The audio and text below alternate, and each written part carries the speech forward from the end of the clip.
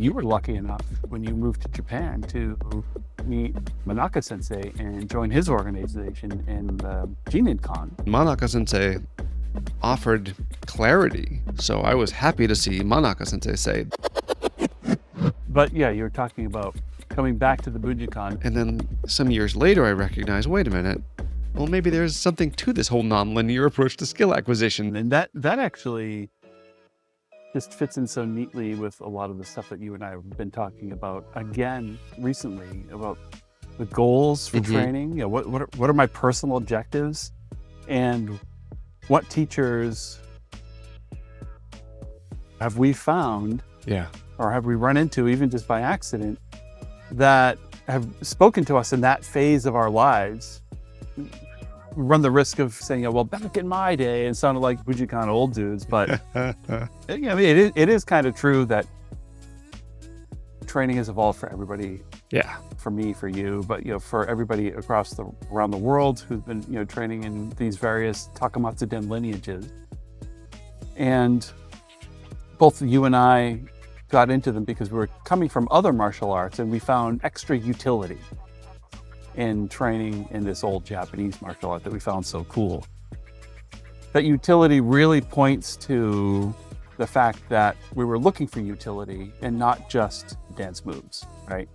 We were looking to find ways to make our martial arts more effective, or to be more effective martial artists, or to learn how to defend ourselves better. Whatever the case may be, we found something that seemed to be very, very useful. And for at least for quite a while, both of us were training in parallel, even if separated by colleges or states and sometimes countries. I stuck around in the Bujinkan, and then you were lucky enough when you moved to Japan to meet Manaka Sensei and join his organization in the Jinenkan. And for both of us, we had various personal objectives, and at that time, I feel like Manaka Sensei really spoke to you, very clearly, and met a lot of your needs. Yeah. How would you describe your at least your training, your thoughts about training over the years, and how did it change once you went to Japan? Yeah, my own paradigm has shifted sort of in both directions toward more specificity and less specificity of outcome. One thing that really had to come, a few things had to come back full circle. One was in running a full-time dojo, having a business advisor who made a very important point of saying that everybody in your dojo, including you, including anyone else you have working as a staff member, everyone has to have a desired outcome, a goal with a deadline. And that's true for us in what we're doing now. It's also true should be true for anyone running a martial arts school or anyone attending a martial arts school. Have some sense of, where am I going with this? How do I know that I'm on track or not? And obviously, if you are running a martial arts school, you're probably some degree of black belt or another in whatever martial arts you're teaching. For us, it's old school Japanese martial arts. So you probably shouldn't expect to have, rank advancement in the very near future very often. But you should, we have a bias and we'll say should, but you could give yourself some sort of technical goal. Like, I'm going to be more proficient at this and I'll know it by this result, or I'll know that I'm working on this thing sufficiently if I spent X amount of hours on it at a bare minimum. And so goal setting matters.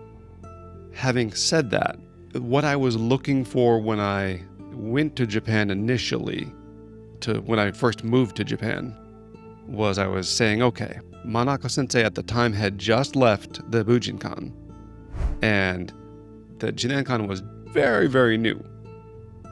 And he was offering answers, like, this is how this thing, this technique, how this waza, how this kihon is correctly done.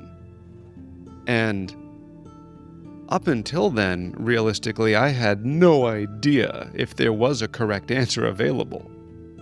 So everyone at the time, everyone in the old Bujinkan days was just floating around hoping to figure out is there a name for this thing I just learned? Is there a lineage from which it was drawn? Very few details.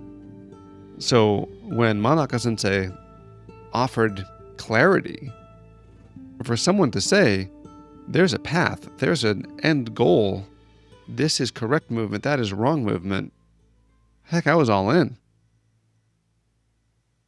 What was startling to me was recognizing that some of the best people in that organization didn't move like each other, but they were really good.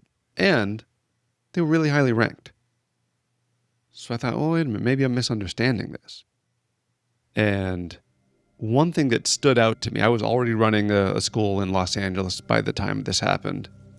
But there was someone from another Jinenkan dojo who he had some mobility challenges that some of the other people in other schools that were providing testing said, well, we don't know what to do. He literally cannot move correctly the way we understand it. And Manaka Sensei, and I think a very wise moment, helped them understand that's not how this works. This person, what we're all pursuing is our relative best goals. So if that person cannot, let's say, put a foot in this position, or maybe bend their arm a certain angle, or what have you, whatever limitations a person might have, I said, well, if that's truly the best version of that person can do, they've got that technique for themselves as good as it's ever going to get. Why would you say that's not sufficient? And I think that's where we draw an interesting line. If you're going to say there's a right answer, is it relative? If you're going to say it's a right answer, could that person know to look at someone else and say, for you, with more mobility or more strength or longer limbs or shorter limbs, could that person look at someone else and say, you are doing it to the best of your ability? Now, fast forward, and you and I have spent some years now looking at the ecological dynamics and skill acquisition and the constraints-led approach as a method of using that. And we see that the most obvious answer is that it's a relative curve. Everyone can reach a certain skill level for themselves at that moment. And we now would say that as the individual constraint on any particular movement. And as they have more or less size, more or less strength, more or less flexibility, more or less mobility, now it's relative again. So for me, I can say, okay, Hatsumi Sensei, early on in the Bujinkan, provided very little guidance for us to know if we were being correct or not. So I was happy to see Manaka Sensei say, this is the correct thing. Hooray, I got a correct thing I can pursue doing. And then some years later, I recognized, wait a minute, that correct thing does have the ability to be different from person to person. So if it's not linear, even in general, it can't be linear for a particular person. Well, maybe there's something to this whole non-linear approach to skill acquisition. Now we have terminology for it, and we recognize that there's maybe a middle path available there, but we now, you and I, and hopefully anyone watching, we now lean towards saying that it's probably better to let it be a little bit more amorphous as long as you're giving yourself a goal to pursue. It makes me think of the idea, I think it's Alice in Wonderland, where she stops and someone asks, well, where do you want to go? She's trying to decide which path do I take? And he's like, well, where do you want to end up? Well, I don't know where I want to end up. Well, then any path will get you there. And we're saying have that goal. And this is where you and I differ on this point from many of the gurus of the ecological dynamic space, who say there is no value in having a curriculum. There is no value in pursuing a proper technique. It's just whatever you're trying to make it happen within the rule set. If it's a sport in particular, or if it's a self-defense situation, have it be successful also within the law, I suppose, is critical. And we're saying, wait a minute, there are old kata. There are lineages to preserve if you have an interest in that, and you and I do. So there is a correct answer in that way. But there's that nuance of saying that the people who made that didn't think that it mattered as much as that it worked. So we're pursuing both to preserve the one means to pursue the skill that doesn't have to look like it. It's very interesting. Yeah, no, you're right. So we're looking at two separate sets of objectives that can seem to be operating at cross purposes. And so it's going to be extra work for the coach, right? So if we were going for the perfect practice makes perfect model, there are definitely, we know personally, a handful of those teachers, and then of course some of the most senior teachers who prescribe that model.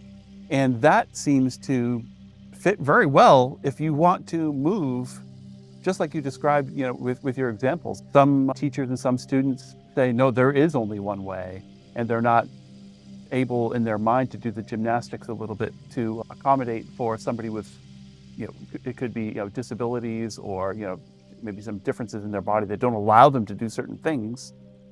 And then there's a spectrum of people who have now realized, it's as perfect as they can get for themselves.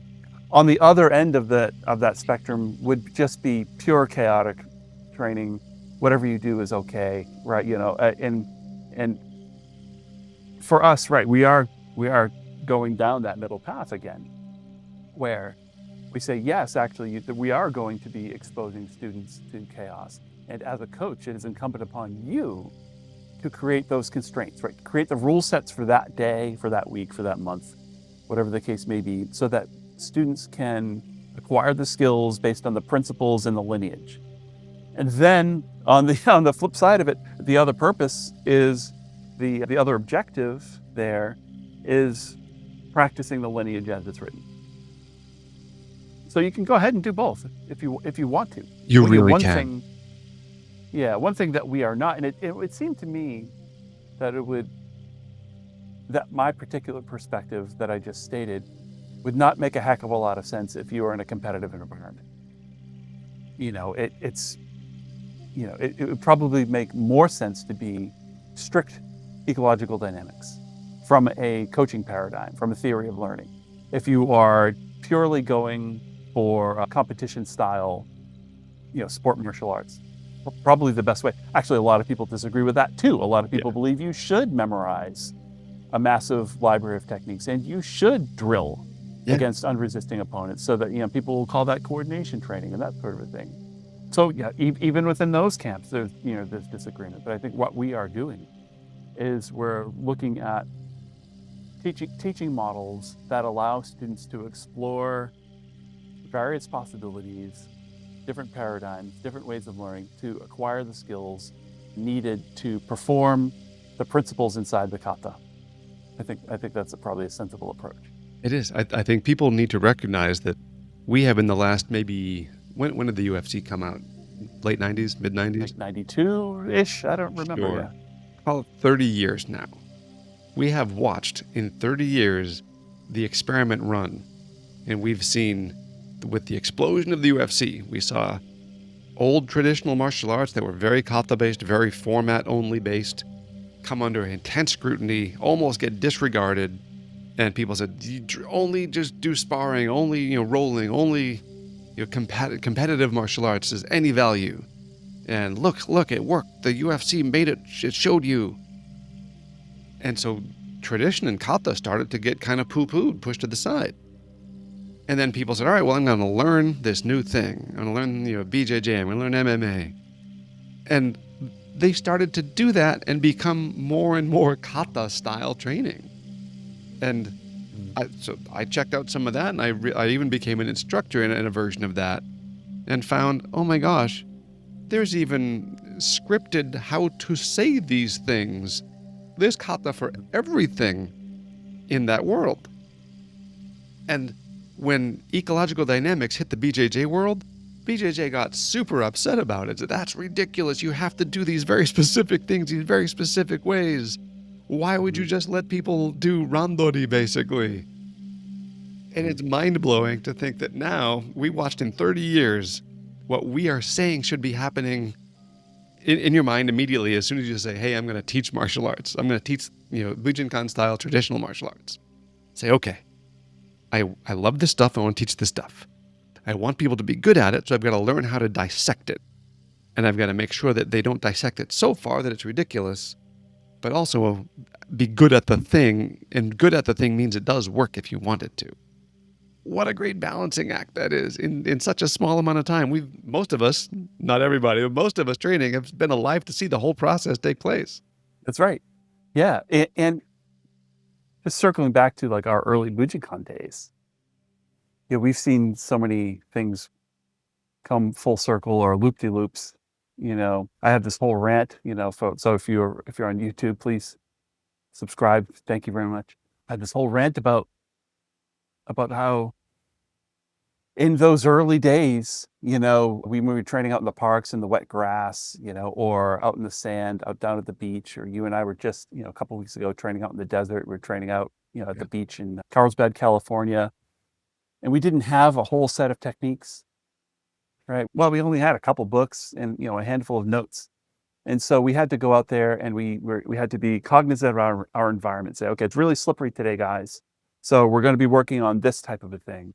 And we really need to be working on this stuff. So even though we're going to be tripping on tree roots, be careful of your training partners because, we don't want to be, hurting themselves over here. And when you're rolling, watch out for rocks and acorns, right? So the environment was changing from day to day, week to week, season to season. You and I trained in the awful muggy New England summers all the way to the awfully freezing cold New England winters and everywhere in between multiple seasons. And who showed up that day, right? It was you, me, a bunch of other, crazy people running out in the woods or wherever we happened to be. Were we always healthy? No, I mean, everything changed. Everybody was injured. And so me, as an individual, I changed from week to week, and so did my training partners, and we had to accommodate for the individual as well. Our various levels of experience. It could be somebody training for 2 weeks, somebody training for 3 years or longer, right? But we're all there together. So we were looking at the environment and then the individual, and then the task at hand would change, wouldn't it? Just based on, we only knew, a couple of arm locks over here and there. And so we had to make up rules around these things so that we could accommodate for the particular training partners we have in the particular environment that we're in. And that was all before we had an entire library of techniques, right? And things for us, talking about, going full circle or loop-de-loop, that's when, once we started getting a library of techniques is when we started to also move into our own dojo spaces, or our teachers, we finally rented their own spaces. And for us, that was great, right? Because it offered that clarity that you were just talking about when you moved over to Manaka Sensei's school. And that was the clarity that all of us could have in the Bujinkan at the time. It's like, okay, well, now I have, 3 out of the 6 videos that are available, and I have, as many books as I can get, and let me borrow these books from you. And hey, did you take notes at that seminar? And et cetera. And so then we felt like the goal then was to build up a library. And so we lost a lot of that rawness. We lost a lot of the edge of actually being outdoors and having to change based on the environment, change based on me as an individual, the individuals around me, based on trying to work out some principles behind a couple of arm locks. Or, we used to say things like, okay, it's super slippery outside. We're going to work on avoiding the punch by stepping at a 45-degree angle, or you do your best, not to trip over whatever. Don't slip on the pine needles, and so your body changed and adapted based on that, based on all of those different things. Little did we know, that's where a lot of the skill acquisition was coming.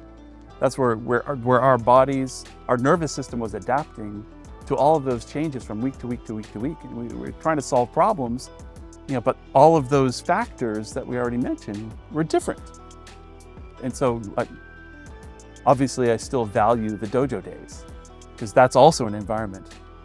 There's just something about the change in the mindset, I feel like, where we lost a little bit of that edginess that allowed for true skill acquisition, rather than being like, the old school term, the Kata collector, right? The librarian. Yeah. Kata collector was like the worst thing you could call someone for a little while. Yeah. Until it became super cool, right? Until you wanted to be the Kata collector too. I think we're running on time here. So I'll just say, I mean, you can run us out with any final words, but I'll just say thank you all for watching. We appreciate you. We've grown in the last few weeks from over, I don't know how many percentage growth we've had, but we're now over 130 subscribers. I forget where we're at right now, but you and I made a video for 99, which as I was recording my part, it turned into 100 subscribers. And it blows my mind that you would just be tuned in here. Some of my fellow Bujinkan or other Takamatsu-den lineages, maybe you're Jinenkan or some of the other folks that are out there. Thank you so much for checking out our perspective. We're still with you. We still want to meet you on your map of the world. We still speak a common language. We still have the same common vocabulary here. We're just offering a particular theory of learning that I think you'll find interesting as well. So please, if you haven't yet subscribed, leave us a like and a comment in the comment section there. And thank you very much. Any last words, Peter? Yeah. While you're setting goals for yourself as a martial arts skill, set goals for yourself in terms of learning to learn better, learning to teach better. And join us on the journey, and we'll discover and explore a lot of the different ways that you can learn, the ways that you can teach. Set yourself those goals too. And on that, thank you all.